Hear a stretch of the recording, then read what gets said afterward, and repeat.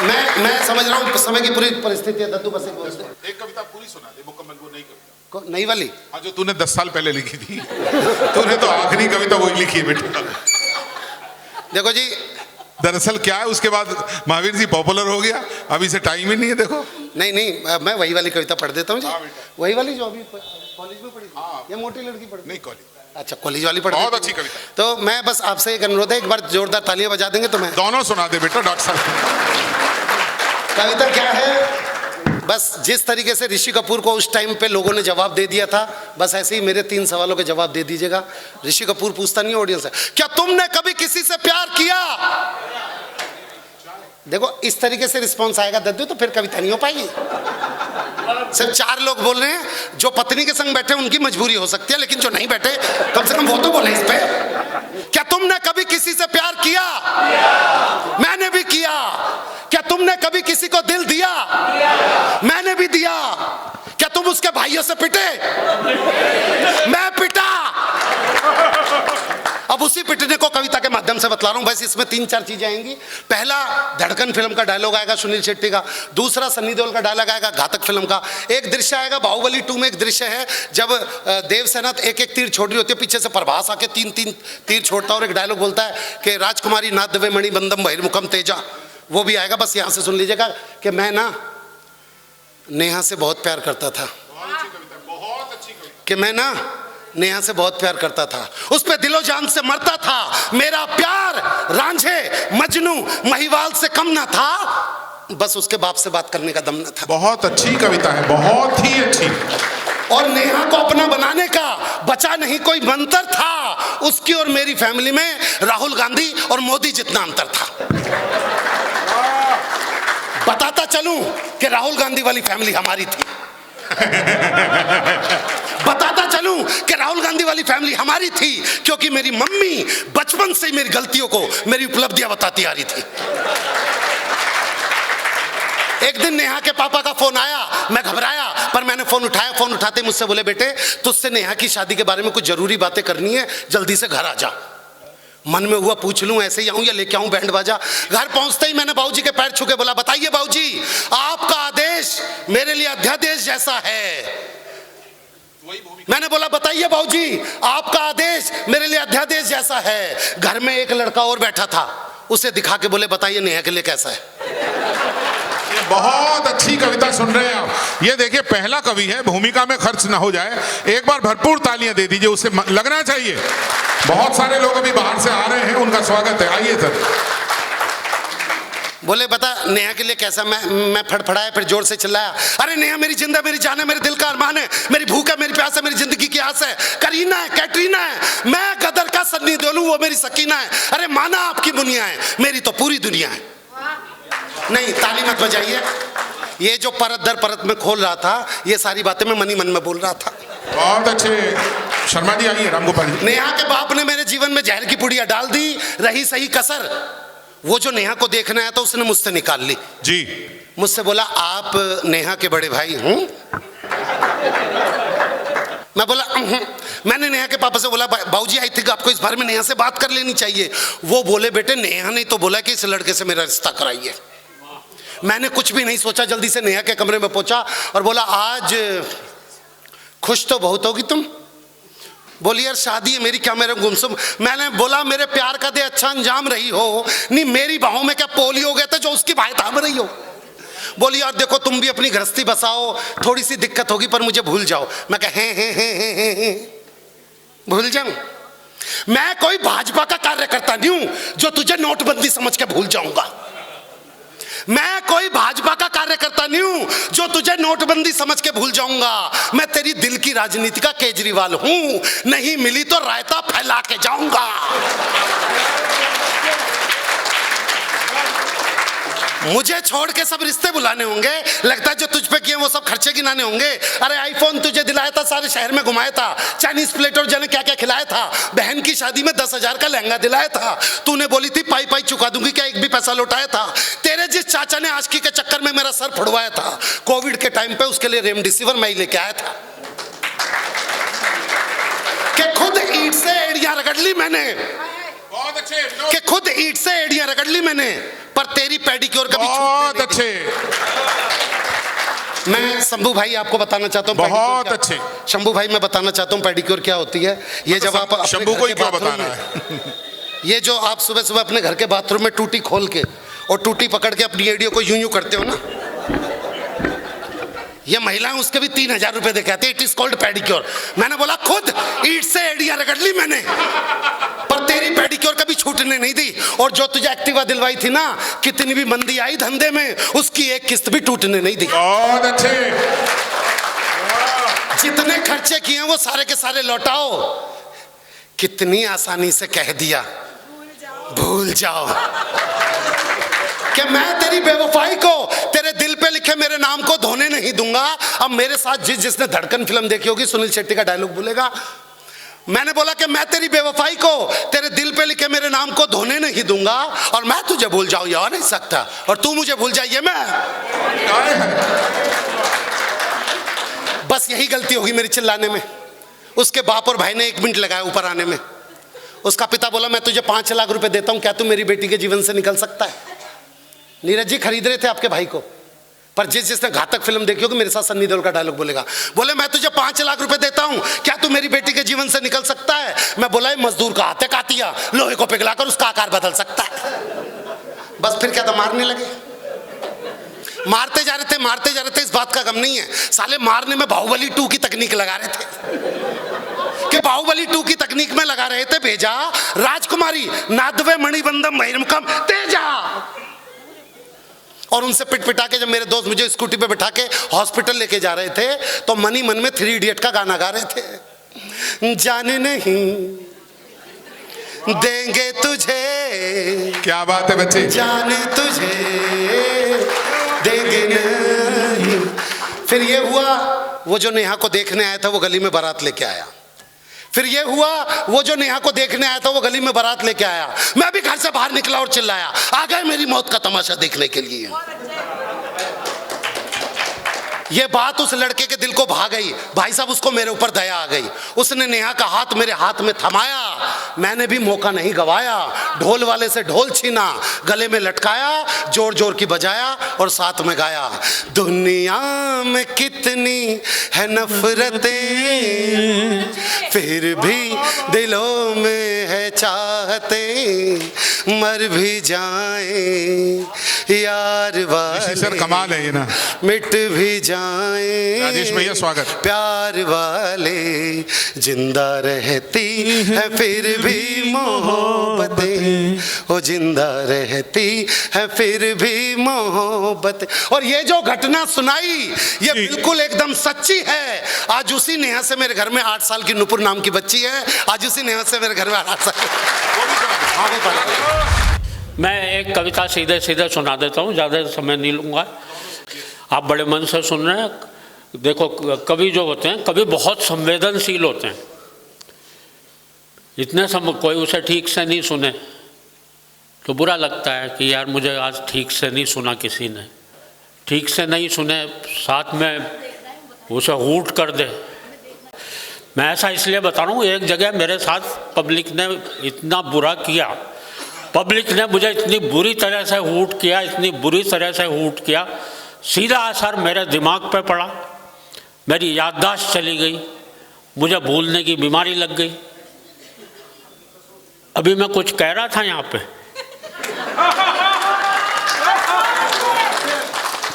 बहुत ही अच्छे भैया। जब मुझे भूलने की बीमारी लगी तब मैंने एक कविता लिखी, एक शुद्ध हास्य रस की कविता है। कविता के माध्यम से कुछ कहना भी चाहता हूँ। एक बार तालियां बजाकर मन देंगे। सीधे सीधे कविता से आपको जोड़ता हूँ मित्रों। बहुत कम लोग होंगे जो अपनी हास्य कविताओं से लोगों को हंसा पाते हैं, लेकिन मेरी कोशिश हमेशा रही है कि मैं अपनी कविताओं से लोगों को हंसा सकूं। एक बार तालियां बजाकर दोबारा मन दे। Thank you. सीधे सीधे कविता शुरू। बहुत बहुत धन्यवाद। कि एक कवि सम्मेलन में श्रोताओं ने इस कदर हूट कर डाला कि हास्य से मेरी यादों का निकल गया दिवाला। तब से बिना निमंत्रण के ही हर प्रोग्राम में पहुंच जाता हूं। हालत इतनी खराब है जहाँ भी लोगों की भीड़ जुटी दिखती है कवि सम्मेलन समझकर घुस जाता हूँ। आज भी मैं यही सोच के आया हुआ हूँ।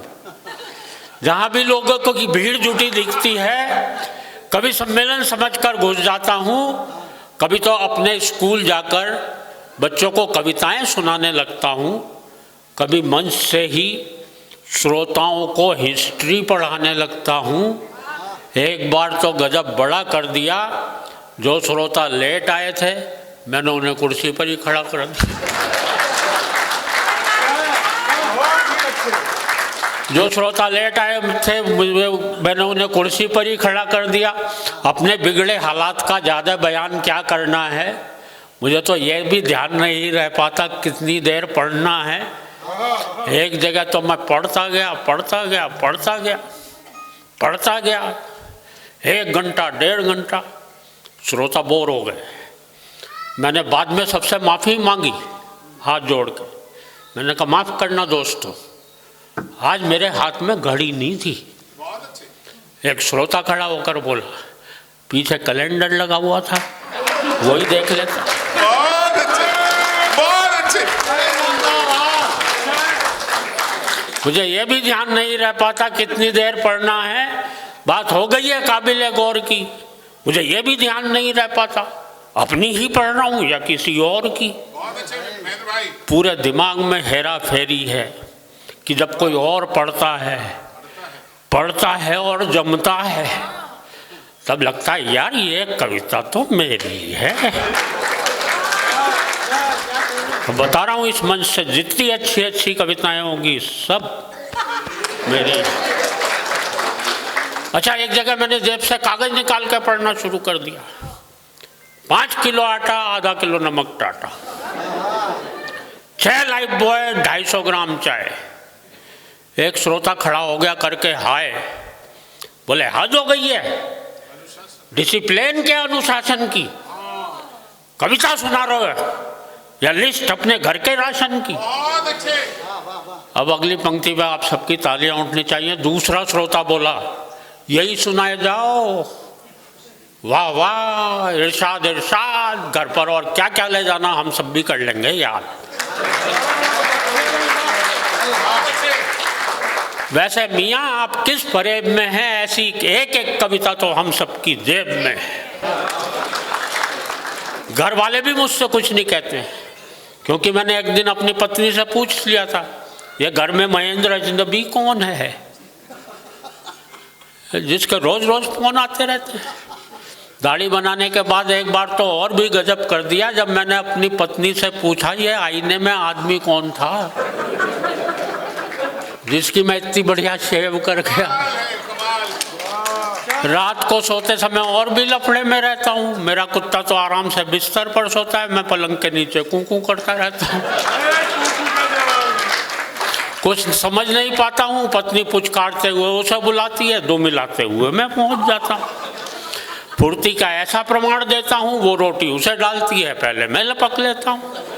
सवाल खड़े हो गए हैं रोज अनबुझे। मुझे यही पता नहीं लग पा रहा बोलने की बीमारी मेरे कुत्ते को लगी है या मुझे। बहुत अच्छे। और दोस्तों भूलने का आलम यह है, तेल हाथ में लिया सर पे मलना भूल गए, कुर्सी पर बैठे तो उठना भूल गए, चौराहे पर खड़े हुए तो चलना भूल गए। और भूलने पर बहुत नई बात कहने जा रहा हूँ दोस्तों, और गंजे भी इसलिए हो गए क्योंकि मेरे सर के बाल उगना भूल गए। पत्नी बोली एक बार, मेरे भरतार हेल्प करा दो, गीले कपड़े ऊपर फैला दो। ऊपर जाते ही दिमाग भटक गया, मैंने कपड़े तो चारपाई पर पटके खुद तार पर लटक गए। टूट गई टांग, डॉक्टर आया, प्लास्टर चढ़ाया, डॉक्टर भी था होशियार, भुलक्कड़ों का सरदार। यहाँ भी बड़े डॉक्टर बैठे भैया, गजब ही ढा दिया। टूटी दाई टांग थी, प्लास्टर बाई पर चढ़ा दी। डॉक्टर साहब कभी ऐसा वैसी हुआ है सर? आज बता दो, एक आध बार तो नहीं हुआ है सर। टूटी दाई टांग थी। और दोस्तों भूलने पर इससे बड़ी बात कोई कह नहीं सकता, कोई कह नहीं सकता, कोई कह नहीं सकता। जो मैं कहने जा रहा हूँ मैं क्या कहने जा रहा था, ये तो भूल ही गया। बहुत अच्छे। लेकिन दोस्तों, मेरे भूलने पर ज़्यादा मत जाइए। कविता समाप्त हो गई है, तालियां बजाइए। बहुत अच्छे। लेकिन मित्रों, कविता तो शुरू होती है अब। मैं ही नहीं, ये सारे कवि, आप और हम सब, हम सब न जाने किन ख्यालों में झूले हुए हैं। हम सभी कुछ न कुछ भूले हुए। हासिल है ये कविता का सूरज भाई, ये कविता। हम सब न जाने किन ख्यालों में झूले हुए हैं। हम सभी कुछ न कुछ भूले हुए हैं। हम भूल गए हैं आपस का प्यार। हम भूल गए हैं मेहमान का सत्कार। आए दिन टूटने वाले घर बार। हम भूल गए हैं संयुक्त परिवार। और बता रहा हूँ आपको घर घर का संताप। पत्नी आते ही लोग भूल जाते हैं माँ बाप। बहुत अच्छे। लोग भूल जाते हैं किसी का एहसान। लोग भूल जाते हैं अपना दीनो ईमान। लोग भूल जाते हैं बीमार माँ की दवा। हम सब भूल चुके गांव की ताज़ा हवा। कमाल। और हाय रे टीवी की ऐसी रवानी। बच्चे सब भूल चले दादी नानी की कहानी। बहुत अच्छे, बहुत अच्छे सर। हाय रे टीवी की ऐसी रवानी। बच्चे सब भूल चले दादी नानी की कहानी। राजनीति के हो चले खौफनाक इरादे। नेता जीतते ही भूल गए अपने किए वादे। कमाल। नफरत का चढ़ चुका ऐसा जुनून है। हम सब भूल गए कि सबका एक जैसा खून है। जिंदाबाद। और दोस्तों, कहने को अब कुछ भी नहीं है शेष। भूलों की इस भूल भुलैया में भूलते जा हम सब भूलते जा रहे हैं अपना देश। क्या बात है। हम सब। बहुत अच्छे महेंद्र भाई। और मित्रों, चलते चलते जिस बहुत छोटी सी कविता है, 8-10 पंक्तियों की कविता है, बहुत ही छोटी, जो मुझे आदेश मिला है। छोटा भाई है, लेकिन जब वो संचालक के पद पर है तो वो आदेश दे सकता है। एक छोटी सी कविता है। देश की एक बहुत बड़ी समस्या है। मैंने उसे 10 लाइनों में पिरोने की कोशिश की है। स्वागत भैया। कविता का शीर्षक है 1 से लेकर 10 तक। 1 से लेकर 10 तक की गिनतियां जी। और देश की समस्या क्या है। सूरज भाई, ये रिकॉर्ड कराओ, अद्भुत कविता ये होने जा रही है। एक एक पंक्ति से आप जुड़ेंगे तो आप कविता में डूबेंगे। आपको कविता सीधे सीधे समझ में भी आएगी। बहुत अच्छे। मैं बाबूजी को प्रणाम करता हूँ, आप आराम से बैठ जाएं। हाँ, 1 से लेकर 10 तक। एक बार तालियां बजाकर थोड़ा सा कमाल कविता। मुझे। भरे भरे शहर के शब्द पकड़ना। भरे भरे शहर के सुनसान चौराहे पर। भरे भरे शहर के सुनसान चौराहे पर खड़े थे आदमी 3, 1, 2 और 3। भरे भरे शहर के सुनसान चौराहे पर खड़े थे आदमी 3, 1, 2 और 3। एक ने 2 से कहा देख लूंगा। 2 ने 1 से कहा देख लियो। 3 उन दोनों को देख रहा था। ये कमाल है। 1 ने 2 से कहा देख लूंगा। 2 ने 1 से कहा देख लियो। 3 उन दोनों को देख रहा था। उसने तुरंत 4 से जाकर कहा भाई 4 मेरे दोस्त, मेरे यार। 1 था बेचारा, 2 ने बेचारे के थप्पड़ मारा। 4 ने 5 से जाकर कहा 1 और 2 में हो गई कहा सुनी। दोनों ने एक दूसरे की कमर बड़ी तबीयत से धुनी। 5 ने 6 से जाकर कहा। 1 ने 2 के चाकू मारा। 6 ने 7 से जाकर कहा। 1 ने 2 के गोली मारी। 7 ने 8 से जाकर कहा। 1 ने 2 के गोली मारी। 2 ने 1 के गोली मारी। वहाँ खड़े 3, 4, 5, 6 घायल हो गए। मैं वहीं से भागा भागा आ रहा हूँ, सबकी हालत अपनी आंखों से देख कर आ रहा हूँ। और दोस्तों 8 की आंखों में एक विशेष चमक आई। उसने 9 से सिर्फ इतना कहा, एक हिंदू था, ये है कविता। 2 मुसलमान। इस बात पर शहर का एक एक मकान ना रहा, बस बन गया था कान।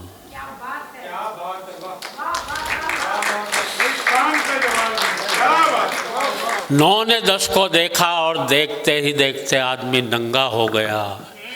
शहर भर में सांप्रदायिक दंगा हो गया। मैं सच बता रहा हूं, मैं तो बिहार का रहने वाला हूं सर। वहां पे शराब बंद हो गई तो मैं दिल्ली रहने लगा। बहुत बढ़िया। एक देखो इंटेलेक्चुअल बात आप लोगों को बताता हूं। दिल्ली में केजरीवाल जी थे, जगह जगह चुनाव प्रचार हुए। जब पिछले चुनाव में आम आदमी पार्टी का कार्यकर्ता गया, उसने एक प्रचार किया, भाजपा वालों ने प्रचार किया, कांग्रेसियों ने प्रचार किया। भाजपा वाले प्रचार करते थे, मोदी सरकार को जिताइए, डबल इंजन सरकार बनाइए, जगह जगह लिख करके आ गए। कांग्रेस वाले प्रचार करते थे, शीला जी को याद करिए, राहुल गांधी को जिताइए। सबसे खतरनाक और सही प्रचार आम आदमी वाले ने किया। उसका कार्यकर्ता तिहाड़ के बाहर लिख करके आया, फिर आएंगे केजरीवाल। सच बता रहा हूं, कमाल की चीज है साहब। मेरे पास सलमान खान का फोन आया था बिग बॉस से। बोले शंभू शेखर जी, आपको हम बिग बॉस में लाना चाहते हैं, आप दिल्ली में कहां रहते हैं? मैंने कहा जी मैं लॉरेंस रोड पे रहता हूं। बात बारीक है, जिंदाबाद भाई। लॉरेंस रोड, वाह। फिर नहीं आया।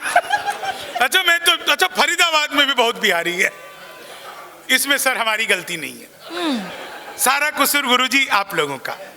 बड़े बड़े पंडाल लगाते हो, कीर्तन मंडली बुलवाते हो, फिर भजन करवाते हो, राधे राधे जपो चले आएंगे बिहारी, राधे राधे जपो चले आएंगे बिहारी, राधे राधे जपो चले आएंगे बिहारी। अब कलयुग में वो बिहारी आ नहीं सकते, हमें ट्रेनों में ठुस ठुस कराना पड़ता। हमारा तो मामला अद्भुत है, मैं सच बता रहा हूँ। मैं इलेक्ट्रॉनिक शॉप पर गया, मैंने पूछा टीवी कितने का दे रहे हो? बोला हम बिहारियों को टीवी नहीं देते। मैंने कहा तुझे कैसे पता लगा? बोला निकल यहाँ से। अगले दिन मैं सूट बूट हैट नकली मूछे। मैंने कहा है टीवी कितने का दे रहे हो? बोला तुझे कल भी मना किया था। अगले दिन मैं बुरका और के चला गया। मैंने कहा भैया ये टीवी कितने का दे रहे हो? बोला भाई साहब आपको 2 दिन से मना कर रहा हूँ, हम बिहारियों को टीवी नहीं देते। मैंने कहा ठीक है मत दे, लेकिन ये बता तुझे पता कैसे लगता है मैं बिहारी हूँ? बोला बेटा जिसे तू टीवी कह रहा है वो माइक्रोवेव है। कमाल कमाल, ये जितेंद्र भाई आ जाओ। कमाल है। टीवी बताने का कॉन्फिडेंस जो बिहार लेकर के आया। स्वागत है। देखिए आप सबके चेहरे पर हंसी है। अपने जख्मों को भी आईना बनाया हमने, आपको हंसता हुआ चेहरा दिखाने के लिए। इतना आसान नहीं खुद का तमाशा करना, कलेजा चाहिए लोगों को हंसाने के लिए। बहुत अच्छे शंभू, क्या बढ़िया दृश्य है साहब। हंसता हुआ आदमी कभी भी स्वर्ग में नहीं जाता, वो जहां जाता है उसी जगह को स्वर्ग बना देता है। तो मैं बधाई देता हूं, इस समय हम सब स्वर्गवासी हैं। जीवन में आनंद होना चाहिए सर। सच बता रहा हूं, पत्नी ने, दिनेश जी बिल्कुल नया, पत्नी ने खाना परोसते हुए कहा, तुमने कभी सोचा था तुम्हें इतना अच्छा खाना बनाकर खिलाने वाली सुंदर सुशील समझदार पत्नी मिलेगी? मैंने कहा हाँ सोचा तो था, नहीं मिली तो क्या करूं।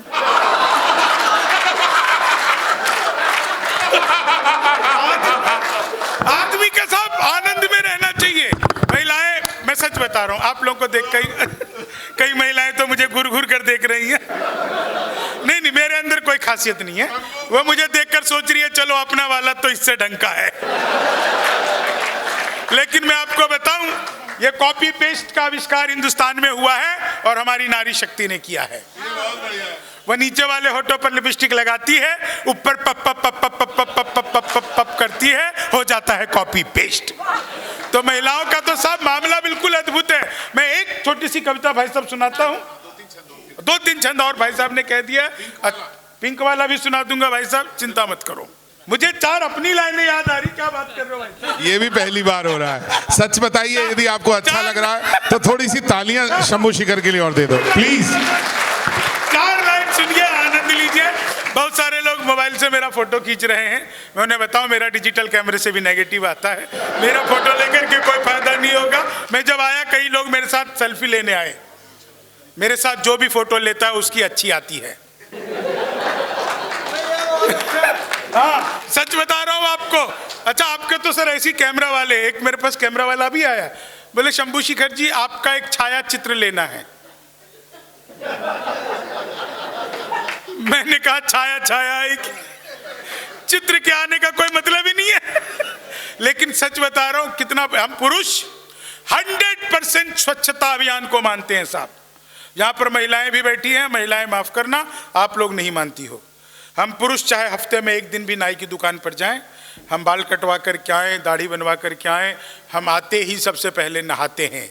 मैंने आज तक एक भी महिला ऐसी नहीं देखी जो ब्यूटी पार्लर से आने के बाद मुंह भी धोती हो।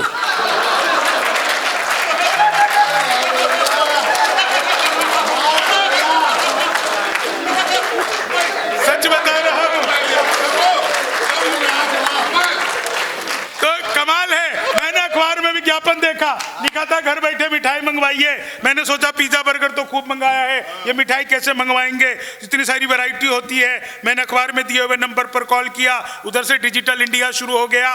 बोले जी नमस्कार, अग्रवाल स्वीट कॉर्नर में आपका हार्दिक स्वागत है। मिठाई लेने के लिए 1 दबाइए, चाट पापड़ी के लिए 2 दबाइए, गजक नमकीन के लिए 3 दबाइए, गोलगप्पे इत्यादि के लिए 4। आजकल सब कुछ एक ही दुकान पे मिलती है। मुझे मिठाई चाहिए थी, मैंने 1 दबा दिया। बोले तुरंत शुरू हो गए, लड्डू लेने के लिए 1 दबाइए, बर्फी लेने के लिए 2 दबाइए, जलेबी लेने के लिए 3 दबाइए, रसगुल्ले लेने के लिए 4। तो मुझे लड्डू चाहिए तो मैंने 1 दबा दिया। बेसन के लड्डू लेने के लिए 1 दबाइए, मोतीचूर के लड्डू लेने के लिए 2 दबाइए, गोंद के लड्डू के लिए 3 दबाइए, तिल के लड्डू के लिए 4। मुझे बेसन का चाहिए था, 1 दबा दिया। 1 किलो लेने के लिए 1 दबाइए, 2 किलो लेने के लिए 2 दबाइए, 3 किलो के लिए 3, 100 किलो के लिए 4। 1 दबाना था, गलती से 4 दब गया। मैंने वही किया जो आप सब करते, तुरंत ही फोन काट दिया। 1 मिनट बाद कॉल बैक आ गई, बोले जी नमस्कार, हम अग्रवाल स्वीट कॉर्नर से बोल रहे हैं, आपके यहाँ से 100 किलो बेसन के लड्डू का ऑर्डर आया है, मिठाई किस पते पर भिजवानी है। मैंने सोचा अरे तो फंस गए, लेकिन बिहारी आदमी फंसता नहीं है, फंसाता भी नहीं है, बीच का रास्ता निकालता है। बोले यार जल्दी बताओ, आपके यहाँ से 100 किलो बेसन के लड्डू का ऑर्डर है, मिठाई किस पते पर भिजवानी है। मैंने कहा देखो भैया, ये फोन किसने किया मुझे तो पता ही नहीं। घर में हम 9 भाई हैं, सबसे बड़े वाले से बात करने के लिए 1 दबाइए, उससे छोटे से बात करने के लिए 2 दबाइए, उससे छोटे से बात करने के लिए 3 दबाइए, और जब तक असली वाला ना मिल जाए तब तक दबाते जाइए, दबाते जाइए, दबाते जाइए। आप लोग जोरदार तालियां बजाते जाइए, बजाते जाइए। कमाल शंभू, धन्यवाद वर्मा जी। देख बेटा, खड़े होकर ताली दे। सबसे ज्यादा मजे तो भाई साहब ये माइक वाला ले रहा है। हाँ, ये पैसा भी ले रहा है, ताली भी बजा रहा, हंस भी रहा है। Thank you sir, thank you. हाँ बताओ, सर के सर पर बाल नहीं है लेकिन फिर भी कह रहे एक बिहारी साहब। बेटा ये हमारे दोस्त, ये बड़ी बात है। ये चौधरी साहब है, हमारे खास दोस्त है। चौधरी साहब गलती हो गई। ये वो वाले चौधरी भी नहीं है जो गलती। अच्छा तब ठीक है, फिर देख लेंगे। देखो, जीवन का एक सूत्र आपको बता रहा हूं, किसी भी काम में अगर फंस जाओ तो अकेले मत फंसो, जो आपके साथ है उसे भी फंसा दो। ये जीवन का सबसे बड़ा सफलता का सूत्र है साहब। आनंद मौज मस्ती में रहो। कभी आपको लगे कि ईश्वर आपके ऊपर कितनी कृपा कर रहा है, तो इस समय जो आपके चेहरे की हंसी है ना, उसको याद कर लेना। दुनिया में अमीर वो शख्स नहीं है जिसके पास करोड़ों रुपए है, खूब चमचमाती गाड़ियां, खूब बड़ी बिल्डिंगें, कुछ भी नहीं साहब। दुनिया में सबसे ज्यादा अमीर आज की तारीख में वही है जिसके चेहरे पर हंसी है, जिसके पास मुस्कुराने की वजह है। अगर आपके चेहरे पर हंसी है तो आपसे ज्यादा अमीर दुनिया में ईश्वर ने किसी को बनाया ही नहीं है। मैं 2 मुक्तक विशेष सुनाता हूं जिसके लिए भाई साहब ने कहा है मुझे। मैं आप लोगों से फिर नीरज भाई ये बैठ के सुनो, बहुत अच्छा सुनाने जा रहे हैं। आओ भाई साहब, आगे आ जाओ भैया। 4 लाइन सुनिएगा। जो लोग रील बना रहे हैं, रील बनाने वालों का क्या हाल होता है कि लेनी थी जीत हम। देखिए खुशबू जी सुर में गाती हैं, मैं महिषासुर में गाता हूं। तो लेनी थी जीत हमने मगर मात ले लिए, कितने हसीन देखिए जज्बात ले लिए, दूल्हा बेचारा रील बनाने में रह गया, दुल्हन ने फेरे पंडित जी के साथ ले लिए, दुल्हन ने फेरे। अभी 4 लाइन बिल्कुल आपको और आनंद की सुनाता हूं भाई साहब, बिल्कुल नई 4 लाइन, बिल्कुल नई 4 लाइन। आज भी वो पुलिस जी नए साल की भी बधाई दे रहे थे, आप लोग भी दे रहे थे, अभी तक नए साल की बधाई चल रही है। नए साल में साहब क्या हुआ, मौसम बदल गया तो दुशाला भी बदलेगा, चाबी के साथ देखना ताला भी बदलेगा, लोगों की खुशियां देख करके लग रहा हमें इस बार साल ही नहीं साला भी बदलेगा, इस बार देखो सेक्टर 15 वालों ज्यादा मत खुश हो, तुम्हारा कुछ नहीं होना, ससुर जी के घर नई खुशखबरी है। इस बार अभी ट्रंप ने कहा वो भारत आना चाहते हैं। धन्यवाद सर, धन्यवाद। ट्रंप ने कहा भारत आना चाहते हैं। तुलसी जी भाई साहब धन्यवाद। एक बात तो आपको मैं बताऊं साहब, मैं पिछले 22-23 सालों से कवि सम्मेलन में हूं और दिनेश रघुवंशी जी वो शख्सियत है जिनको मैं कवि सम्मेलन में आने से पहले से जानता हूं। मेरे कॉलेज में कवि सम्मेलन जब होता था तब उसमें वो आते थे और तब से लेकर के उनकी यात्रा को मैं आज तक देख रहा हूं। मैं बस एक शेर, मुझे शायर का नाम तो याद नहीं आ रहा है, लेकिन एक शेर जो इनके लिए बिल्कुल फिट बैठता है कि किसी को हो न सका उसके कद का अंदाज़ा, वो आसमां है मगर सर झुका के चलता है। दिनेश रघुवंशी जी की एक खासियत है साहब, ये खासियत है। रात 12-1-2 बजे कभी भी आप फोन करिए, हो सकता है किसी बात पर कभी आपका कोई विषय पर आपस के कुछ मन मुटाव हो गया हो, लेकिन दिनेश जी के पास अगर आपने किसी काम से फ़ोन कर दिया तो ऐसा हो ही नहीं सकता कि वो अपना जी जान लगा करके आपके काम को पूरा ना करें। ये दिनेश रघुवंशी जी की खासियत है और हम सब कवियों का इसलिए गर्व है साहब कि हम जब कभी भी फरीदाबाद आते हैं तो ऐसा लगता है जैसे पूरा फरीदाबाद अपना है, क्योंकि दिनेश रघुवंशी यहाँ पर रहते हैं। सच बता रहा हूँ, किसी शहर को किसी शायर की वजह से पहचान मिल जाए, किसी कवि की वजह से पहचान मिल जाए, तो उस शहर की जिम्मेवारी है कि अपने कवि की, अपने शायर की वो जितनी खिदमत प्यार कर सके। आप लोग करते भी हैं और ज़्यादा करें। हाँ, तो थैंक यू श्वेता मैम। मैं एनडीटीवी को तब से जानता हूं जब देश में प्याज महंगा होता था तो सबसे पहली खबर श्वेता एक बार आगे आ जाओ बेटा, कि प्याज श्वेता महंगा जी हो बेटा गया, 1 मिनट के लिए, लेकिन जी न्यूज बताता था कि सस्ता है, तो मैं जी न्यूज से खरीद के एनडीटीवी पर बेच देता था। क्या बोल गया, सुन नहीं पाया क्या बोला। मैं 4 लाइन सुनाता हूँ। जीवन में देखिए आनंद होना चाहिए साहब, क्योंकि ईश्वर ने जो दिया है ना वो आप मतलब पता नहीं, मुझे कई बार लगता है कि अपन उस काबिल है भी कि नहीं है, लेकिन ईश्वर ने वो कुछ दे दिया और सब कुछ जब दे दिया तो अपने पास में एंजॉय करने के अलावा कोई ऑप्शन ही नहीं है। अब देखिए अदब की महफिल है तो सर चाय का गिलास लेकर के आए हैं, ये अदब की महफिल है इसलिए चाय का गिलास लेकर के आए हैं। मैं 4 लाइन आपको सुनाता हूं, इन 4 लाइनों का आनंद लीजिए, बिल्कुल मजा आ जाएगा। आप सबकी कामना करता हूं, जितने भी यहाँ पर महापुरुष बैठे हैं सबके लिए। भाई साहब आपकी नजर में, अरे अनिल जी भाई साहब प्रणाम कर, आपके बड़े किस्से सुनाते रहते हैं। कहो तो एक सुना दूं। ये लोग बचपन के लंगोटिया यार है, बाकी मैं नहीं बताऊंगा। हाँ, मतलब लंगोटिया यार वो होता है जो एक ही लंगोट में दोनों फिट आ जाते हैं। तो मैं खैर आपको सुनाता हूं 4 लाइनें आप सबके लिए, समय ऐसी बीत रहा है, 4 लाइन सुनिएगा। कि कोई भी नहीं हमको तो मगरूर सा मिले, जो भी मिले धन धान्य से भरपूर सा मिले, इस साल में सभी के लिए बस दुआ है ये, सबको ही बुढ़ापा शशि थरूर सा मिले, सबको ही बुढ़ापा शशि, कि तुम तोड़ो वादा और हम निभाते रहेंगे, नाराजगी ऐसे भी हम जताते रहेंगे, जब तक नहीं आते हैं 15 लाख खाते में, तब तक तुम्हें मोदी जी हम जिताते रहेंगे, तब तक तुम्हें मोदी जी की ख्वाबों में तेरे रंग कोई पिंक नहीं है, और पास तेरे अपनी कोई थिंक नहीं है। राहुल को लगी ठंड तो मोदी ने ये कहा, आधार से रजाई तेरी लिंक नहीं है, आधार से रजाई। अभी ट्रंप ने कहा वो भारत आना चाहता है, मैंने ट्रंप को 4 लाइनें सुनाई भारत आकर के क्या क्या उसे नहीं करना है।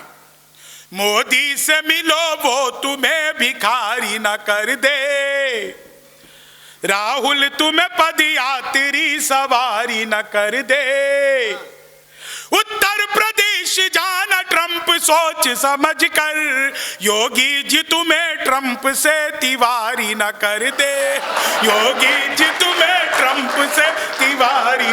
अभी पिछले दिनों कुंभ का मेला हुआ था, आप में से कितने लोग कुंभ गए थे? कुंभ में फेसबुक पे डाला था, फिर आपको पुण्य नहीं मिलेगा। आप जब तक सोशल मीडिया आपके लोगों को पता नहीं चला आप कुंभ गए। भाई कुंभ में बहुत सारे लोग गए थे, हमारी वित्त मंत्री निर्मला सीतारमण भी कुंभ गई थी। कुंभ में जैसी उन्होंने डुबकी लगाई, डुबकी लगा करके निकली तो देखा बगल में एक नागा बाबा खड़े हैं। उन्होंने प्रणाम किया, बोले नागा बाबा आशीर्वाद दो। बोले मैं कोई नागा बाबा नहीं हूं, मैं इस देश का टैक्स पेयर हूं, टैक्स भरते भरते नागा हो गया हूं।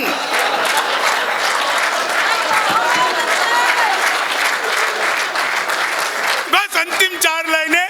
कभी दिनेश जी के माध्यम से बहुत मौके मिलते रहे हैं, बहुत मैं आता रहा हूं फरीदाबाद। संभवतः मेरी डायरी में सर्वाधिक प्रोग्राम अगर कहीं के किसी एक शहर के होंगे तो संभवतः फरीदाबाद के ही होंगे, ऐसा मुझे लगता है। और शुरुआत में तो एक दिन में 3 प्रोग्राम करते थे, 4 प्रोग्राम करते थे, और अब एक ही ठीक है साहब, एक ही में पूरा पेमेंट हो जाता है, तो 3-4 जीवन में हमेशा आनंद में रहो। सच बता रहा हूं आपको, कुछ नहीं रखा साहब जीवन में, ये बिल्कुल सच बात है। कोरोना में हमने सब कुछ देख लिया। जब 1.5 महीने सगी पत्नी के साथ मैं रहा एक ही कमरे में बंद, तब मुझे पता चला जीवन में कुछ नहीं रखा। महिलाओं की भी मूछें होती है।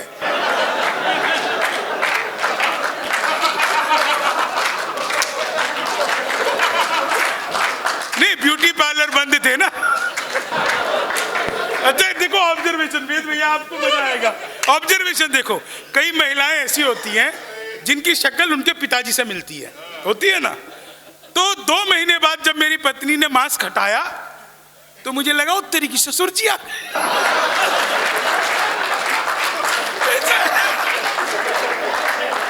ऐसा है। लेकिन बस अंतिम 4 लाइनें आप लोगों से कहना चाहता हूं कि मनहूस से चेहरों को सदा डांटता हूं मैं, गम की बदलियों में भी खुशी छांटता हूं मैं, भाता नहीं मुझको कोई चेहरा उदास सा, बस इसलिए ही सबको हंसी बांटता हूं मैं, बस इसलिए ही सबको हंसी। आभार, धन्यवाद, जय हिंद।